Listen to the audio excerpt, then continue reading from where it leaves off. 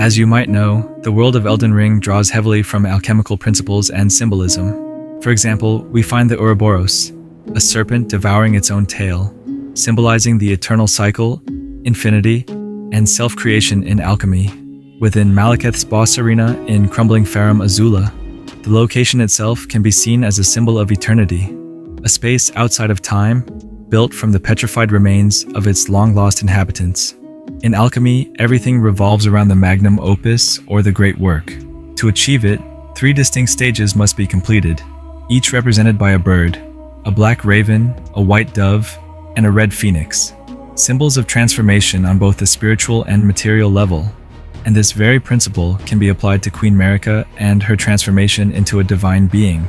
But if we look closer, one thing becomes clear. She wasn't the only entity to harness this alchemical concept in pursuit of absolute power. The first stage is marked by a black raven. The idea here is that within every person lies an old self, one that can only transform into a higher expanded self by casting off repressed aspects, outdated structures, or in other words, by discarding a part of oneself.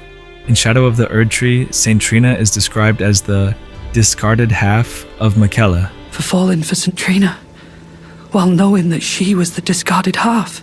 What's more, the DLC reveals that Trina has a distinct personality, with her own beliefs and appearance, even though she once was part of another character.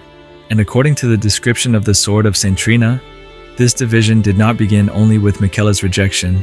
Some say she is a comely young girl, others are sure he is a boy. To me, this line confirms one thing. Different witnesses perceive Saint Trina in different ways, an entity with seemingly 2 faces, or perhaps I should say 2 personalities. And in the world of Elden Ring, such duality is far from uncommon. However, I don't believe that Saint Trina's relationship to Miquella is the same as Radagon's relationship to Marika. Instead, I see Trina as Miquella's repressed self, the half he needed to abandon as the first step on his path toward divinity. Trina embodies his love, and during her questline, she even begs us to end Miquella's life, revealing that alternate selves in Elden Ring can indeed pursue goals directly opposed to one another. And here's another fascinating detail.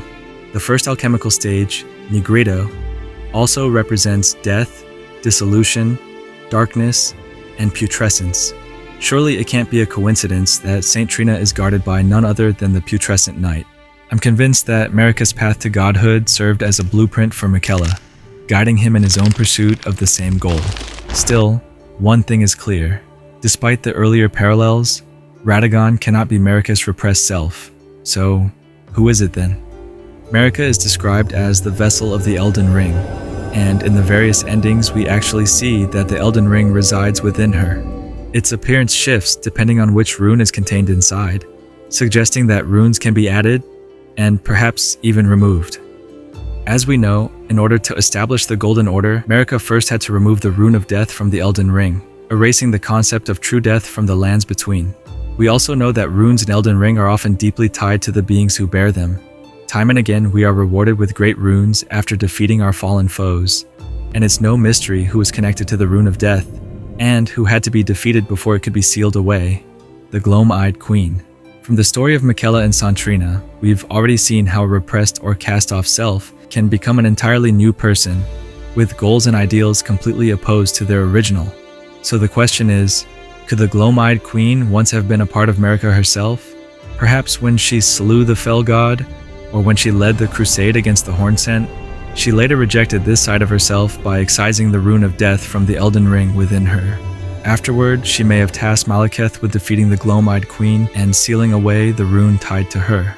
And as mentioned before, Nigredo is associated not just with decay, but also with death and darkness, the very same qualities that the Gloam-Eyed Queen embodies.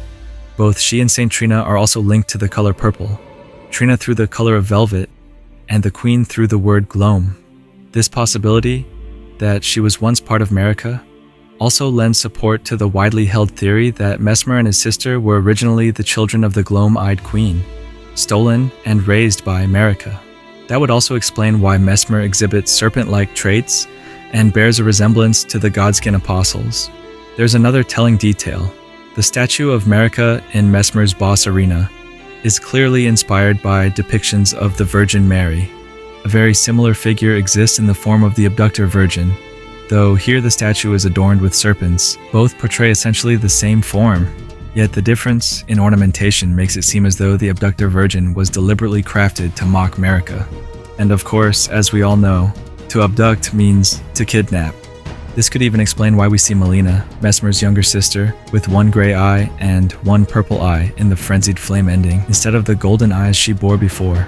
From in-game monologues, we learned that the golden grace faded from Godfrey's eyes once his purpose had been fulfilled.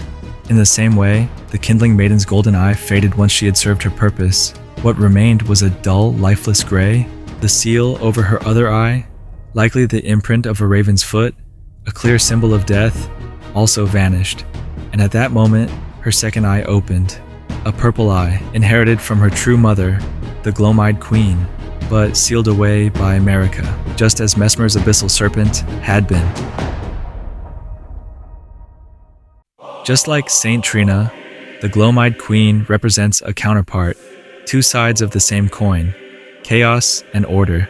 The separation of these two, followed by the union of Radagon and Marika, serpents as a symbol of rejecting the Erd Tree, and the Erd Tree itself as the embodiment of Marika's order, the act of rebirth through flaying one's enemies, and the shedding of an old identity, symbolized by cutting away a braid of hair, spirit calling versus fundamentalism, destined death versus an eternal life stripped of true death, the gloam-eyed queen and Marika, Saint Trina and Miquella, different beings with different purposes and intentions, and yet, the same formula, the same path, the same colors and symbols. The confrontation with the shadow, the very first step toward spiritual and material transformation. Albedo is the phase where, although still incomplete, one has been cleansed of their cast-off self. It is represented by a white bird, symbolizing purity and illumination. In Marika's case, this stage most likely corresponds to the period in which she established the Golden Order and sought loyal followers for her cause. Let a new epoch begin, an epoch glistening with life. Brandish the Elden Ring for the age of the Erd Tree. She found them in her son, Godwyn, and later, on his own path. Miquella found the same kind of loyalty in Needle Knight Leda. Once again, we see the parallels, both in character design and in color symbolism. Godwyn, during the Night of the Black Knives, is infected with Deathroot, condemned to a perpetual state of death. And as for Leda, it is ultimately we, the Tarnished, who bring her down in the DLC. Rubedo is the third and final stage, represented by a red phoenix. It marks the ultimate completion, the unification of opposites, from Marika, who shattered the Elden Ring, to Radagon, who sought to restore it. From Miquella, who pursued his goals without violence, to General Radon, a ruthless warrior on the battlefield. Radagon and Radon, father and son, both with red hair like the fiery plumage of a phoenix, each of them standing in contrast to the figures they either join with or merge with. To achieve the magnum opus, the sequence of the three stages is crucial. Without black, there can be no white.